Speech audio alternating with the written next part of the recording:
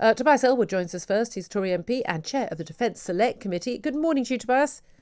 Good morning to you. Thank you very much indeed for joining us. Lots to talk about. I would like to go on foreign aid. First up, let's talk about the lockdown. We're told that they say that Whitty and Vallance gave evidence to the cabinet ministers, not the whole cabinet, but just, we assume, Hancock and Gove, who make pretty much all the decisions on this matter, about whether or not lockdown should be eased on the 21st of June. Decision's not going to be made, we're told, until 14th of June or the weekend before, as in next weekend. But looking likely now, we could have a 2-week or even a month's delay to lockdown easing to allow for more people over 50 to have had their double jab and had that 3-week delay for it to fully become effective. Do you think that'd be the right decision? I really want to see Britain move forward with the roadmap. I want to see a proper debate about this rather than just little pieces of news coming out. The key for me is the fact that if you've had 2 vaccinations, you should be able to travel. And there's much talk about a digital passport. And the chaos that we've seen in places like Portugal and other parts of Europe, the Europeans are now producing a system where they can travel if you've had the 2 jabs. You don't now have to wait for worry about other variants coming through or R ratings and so forth. You are then allowed to travel. And I think we need to move and look carefully at joining in with that system so we can go finally on that holiday and have a break that we've been wanting to have for some time. The reality is the polling is against people going on foreign holidays. Again and again, the polling say, we should be closing the borders. People shouldn't go on foreign holidays. Most people don't want to travel, even if they were allowed to. The government's basically making decisions based on focus groups, aren't they? The fact most people don't want to go on holidays, think it's the right thing to do. They're being guided by what the polling says and what the media says, rather than the actual science. I mean, if it's safer France and Spain and Italy and Germany, all these other countries which are way behind us when it comes to vaccine rollout. If it's safe for them to open up to vaccinated travel, why wouldn't it be safe for us?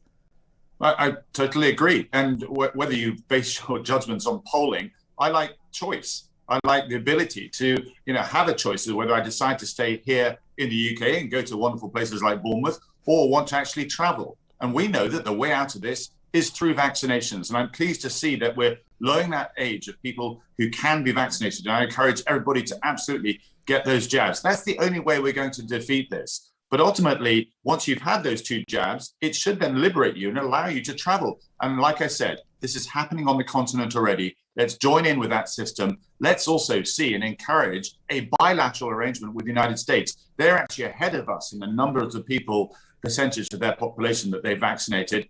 Let's get an air corridor linked up with the United States. I hope that's something that the Prime Minister and the President will discuss this week. The trouble is there are an awful lot of people in this country, a lot of medics, a lot of people on stage, and an awful lot of the general public who've been scared witless over the last year due to government propaganda, who really don't want us to come out of any lockdown measures. They think that, frankly, the pubs being open is too much. Let me play you a little bit of an interview I did an hour ago with Dr. Richard Taylor. He's a former independent MP. I'm sure you knew him, and he was on the Health Select Committee, and he's a member and was a former president of the National Health Action Party. And this is what he had to say about lockdown easing. Oh, dear me, that's unanswerable. No, Richard Taylor, it's not unanswerable. Well, OK, I think the lockdown should continue indefinitely until we've got rid of this wretched bug. Yes. That was me asking Richard Taylor about, when we do get to the end of lockdown, when should we do it? And he basically was saying, and it was quite a lengthy interview, and I have to say a huge reaction from our listeners as a result, basically saying, well, and until we've got rid of COVID, not just in Britain, but around the world, and got rid of entirely, not just sort of got to a low level, we should not come out of lockdown and we should keep on indefinitely. What do you make of that view? It's remarkably common. It's completely ignoring the fact that when you have 2 jabs, then you are absolutely in a far better condition to fend off any variant that is currently out there. And we need to recognize the mental wellness of the country is critical in us being able to get back to normal. So there are consequences in dragging this lockdown out. I hope the government will be robust. I hope the government will be confident in its plan. The vaccination program has been phenomenal in this country. And thank you to the NHS, the volunteers, the army who have done that. Let's leverage that ability. We are ahead of many nations across the world. let's take advantage of that. Let's also talk about, you as chair of the Defence Select Committee concentrate on hard power, military power, the power we have from our defence forces, but there's also soft power, isn't there? There's influence in the world. There are many MPs on your side joining with Labour and other MPs who believe that the cut to foreign aid from 0.7% of GDP to 0.5% against a Conservative manifesto commitment, by the way, is wrong, and it's actually going to limit our soft power in the world, limit our influence, limit our moral authority by cutting aid at a time when countries need aid more than ever. Do you agree with them? I'm glad you've introduced it that way.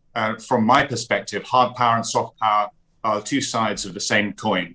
Afghanistan and Iraq, both countries where we went in as liberators, ended up as occupiers. Why? Simply because we didn't use our soft power. We didn't use that aid budget wisely. So I will make the case today to say that we can, as a soft power superpower, we should better leverage our strengths and our capabilities. But I'll be the first to say there are some pretty spurious programs out there, which quite rightly the taxpayer should say, what on earth are we doing in that place? And I make the second point as well, something that you and I have discussed many a time.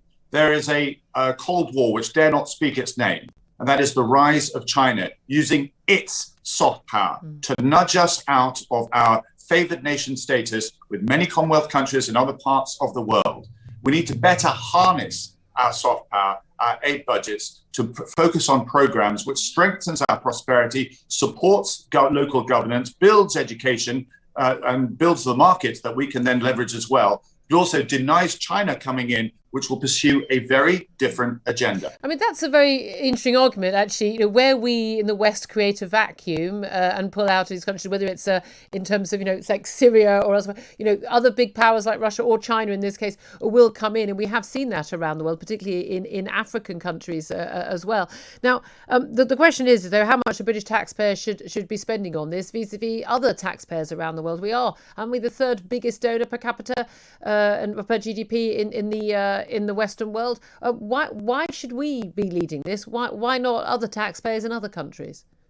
Because I would argue it's what we do being British. We step forward when other nations hesitate. It's a very Churchillian approach where we try and lead and craft and shape the world as a force for good.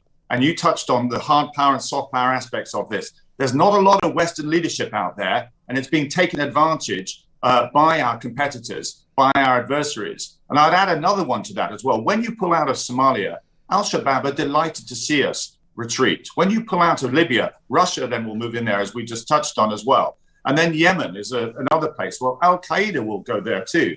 We talk about the issues in Dover of the migrant situation there. You're not going to win that battle by sending more Royal Navy ships down there. You win it by making governance stronger, security better in the very places that they're having to run away from. Can I also ask you just one final question on a domestic matter? The parole board yesterday approved the release of Colin Pitchfork. He's a double rapist and killer. He raped and strangled two 15-year-olds in separate attacks in the 1980s. The relatives of both schoolgirls have condemned the decision to let him go free. It's now up to the government to make a decision on that parole board recommendation. Should a convicted killer of two teenage girls in two separate incidents, should he walk free? If it's the same case I'm thinking of, he's already been in prison for 30 years. Is that correct? Yeah, he's been on day release and things, but... Yeah, I mean, we have to understand, is there a reform package there? Is he seen to continue to be harmful to society? In which case, absolutely, he should be locked up. But is there a point where he's given his debt back to society for what he's done? Very difficult case, there's no doubt about it. It'll be for the Justice Secretary to make that determination to say whether he is safe or not. But I fully understand the emotions that the family will go through, saying, actually, life means life. He should be locked away forever. Okay, thank you very much indeed for joining us, Tobias Ellwood, Conservative MP, Chairman of the Defence Select Committee.